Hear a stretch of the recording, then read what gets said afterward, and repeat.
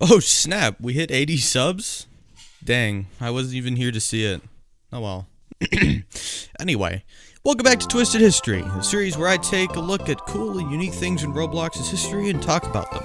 The previous two Twisted History videos I made are some of my most popular, so I thought, hey, I might as well make another. Today's topic is not a hat, nor a package, nor game, but the most useless and redundant thing in all of Roblox: gear. Some of you might not even know what gear is, being the fact that no one has cared about them in many, many years. They are like the sad, sad old men of Roblox. Gear are items in the Roblox catalog that you can equip on your character. These include guns, swords, guitar swords, halo swords, nature swords, expensive swords, cool space swords, and iPads. Oh, you just wait, I'll get to you next time. These can all be equipped on your character, so you can take them in-game with you. Oh, what? Huh? You mean you can't bring gear into most games anymore because they use unique gear specific to that game, which is far more advanced and works a lot better? You mean most gears today are hopelessly broken beyond repair so that they're considered to be the worst things available in the catalog and a waste of money? Well, my agent said that gears are totally trash tier buys for most people. However, I am not most people, baby. I wear a lampshade on my head, which means I'm a real party animal. You better believe we ain't talking about those trash gears nobody likes. I'm talking the classic gears, the ones the OGs remember to this day. I'm talking about the SFOTH 4 Classic Series swords. Some of you may be wondering what these swords are. I mentioned them briefly in my video about the Void Star, but didn't really go into much detail. These swords are from a game called Sword Fights on the Heights 4, a game made by a former admin of Roblox named John Shedletsky. If you want to talk about a legacy of this platform, John is definitely a big name, but that's a story for a different time. The story I want to tell today is the history of this game and its swords. It starts a long time ago, a time where shirts and pants and shirts did not exist. Trading was not a real thing, and Roblox was merely a small indie game. Many people refer to this time as the Golden Era of Roblox, a time that was simpler. Games didn't need to be huge and crazy with a budget, they just needed to be interesting enough to where people would want to play them. I personally don't think that this time in Roblox's history was as good as people said it was. The catalog of games were just super small, the player base even more so, and the engine just sucked. However, we aren't here to talk about the engine, we're here to talk about SFOTH 4. March 2008. Sword Fights on the Heights 4 was created with the intention of not being as bad as the previous three. This new game would have new swords in it that did different kinds of damage. The game was an immediate success.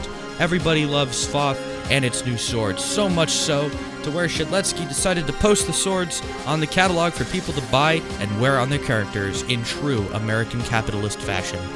However, he didn't want everyone to have them. No, he must have only the most noble of Robloxians to own these swords. And so he decided to price the base sword at a reasonable 47,324 Robux. This is the Linked Sword, and it does 5 damage when it touches anything, 10 when you click once, and 20 when you double click. This is the most basic and iconic sword that everybody had when they joined the game. Now, for all these swords on this list, the physics of them have been completely screwed up, so they don't really work, and when they do, they make you hover a little bit. Very weird. Anyway, the next sword on this list is the Venom Shank. The Venom Shank has the exact same stats as the Link Sword, but it's bigger and it does more damage over time based on the target's max health. One could purchase the Venom Shank for 5,000 Robux in the catalog with a total stock of 100. These were all limiteds, by the way, which, 100, it sounds like a lot now, but back then, that was more closer to about 10,000. This is definitely one of my favorite swords, not only because green, but also because when you hit somebody, they turn green, and that's really funny for some reason. The next sword is also one of my favorites, the Ice Dagger. The Ice Dagger is a tiny sword that has an interesting property. 3 seconds after equipping it, anybody hit by it is, let me clear my throat for this, instantly frozen and killed. Now you might be saying, October, isn't that broken? To which I say, who cares, it doesn't work anyway. This thing is very small, so when you are fighting someone with a bigger sword, you might lose. It has almost the same base stats as the Link's sword, but does less damage on its double strike from 20 to 15. Not that it really matters, because it's a one-shot. One could buy the Ice Dagger for 25,000 Robux in 2008. 2008! Remember in my Headless Horseman video when I said how 31,000 Robux was a lot back then? Except that was an actually cool item. This is just a tiny sword. Next is the Darkheart, my second favorite sword. This thing is also extremely good. A little smaller than the Link's sword, but it gets the job done. This thing does way more damage than the Link's sword, not only turning the target into a shadow, but making them explode and healing back 40% of the damage dealt to the player wielding it. Many people consider this to be the best sword in the game due to its insane potential to 1v1, and it's really cool.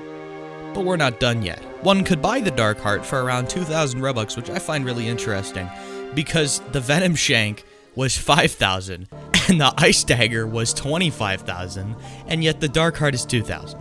Next up is the uncontested best sword in the game, and maybe the best gear ever made, the Illumina.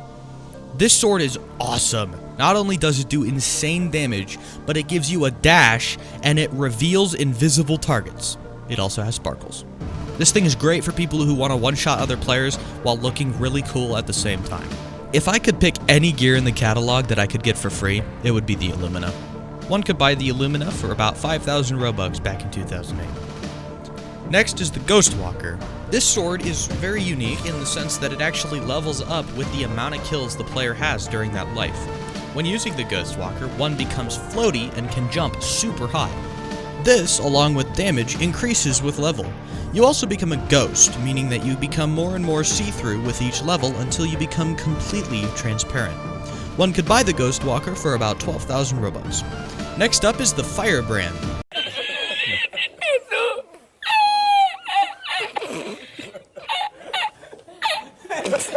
It also does more damage and can be bought for 20,000 Robux. Finally, we have the Wind Force. Now, people argue between the Illumina and the Wind Force about which is better, and spoiler, it's the Illumina. But the Wind Force is cool too if you want to knock people around like bowling pins. You could buy the Wind Force for about 15,000 Robux.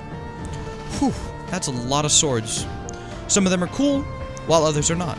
It's really fun to see all these swords today compared to when they were released.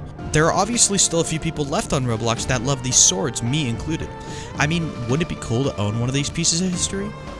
And while my favorite item is still the Void Star, these are a close second. We may never get another gear in Roblox, and we certainly aren't going to get another Sword Fights on the Heights, so these are all we have left, reminding us of that time in Roblox's history. That's about it for this video, so if you guys enjoyed it, please like the video and share it with your friends. I really want to get to 100 subs soon so I can brag to no one in particular. These videos are a blast to make, but they take a long time, so I really appreciate the help. Oh, and one more thing, if you have any items that you're curious about in the Roblox catalog, leave them in the comments section and maybe I'll make a video about it. Thanks again for watching, and I'll see you guys next time.